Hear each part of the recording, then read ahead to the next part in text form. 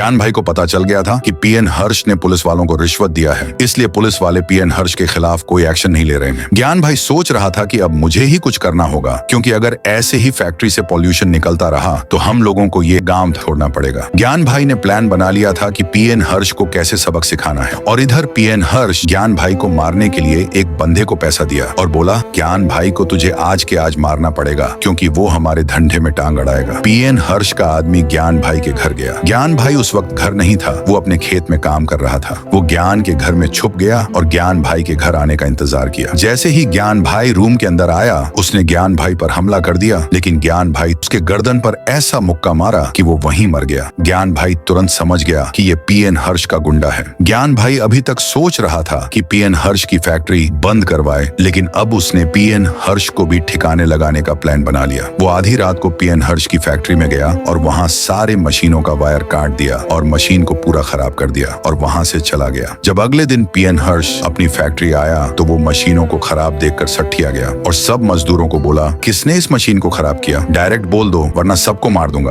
कोई कुछ नहीं बोल रहा था। पीएन हर्ष ने उन मशीनों को ठीक करवाने की कोशिश भी की, लेकिन वो नहीं हो पाया। उसने मजबूरी में 300 करोड़ रुपए लगाकर नए मशीन खरीदे। उसी रात ज्ञान भाई फिर से सारे मशीनों के साथ गड़बड़ी की। अगले दिन पीएन हर्ष अपने मशीनों को खराब देखकर पूरी तरीके से सठिया गया था। वो सीसीटीवी कैमरा में चेक किया कि ये सब कर कौन रहा है, तो वो पूरा माजरा समझ गया। वो तुरंत ज्ञान के घर गन वगैरह लेकर गया। उसने जोर से चिल्लाया, ज्ञान तू किधर है? जल्दी यहाँ आ जा वरना पूरे गांव को जला दूंगा। ज्ञान अपने घर से निकला। उसने बोला, देखो भाइयों, ये कुत्ता यहाँ आ गया। पीएन हर्ष बोला, मेरा फैक्ट्री बर्बाद करके तू जिंदा नहीं बच सकता। उसने ज्ञान पर गोली चला दी, लेकिन ज्ञान ने वहां धुआं कर दिया और धुएं का फायदा लेकर उसने पीएन हर्ष को मार दिया। उस दिन से सब लोग चैन की सांस लेने लगे। पार्ट 1 मैंने अपलोड कर दिया है, जल्दी देख लो।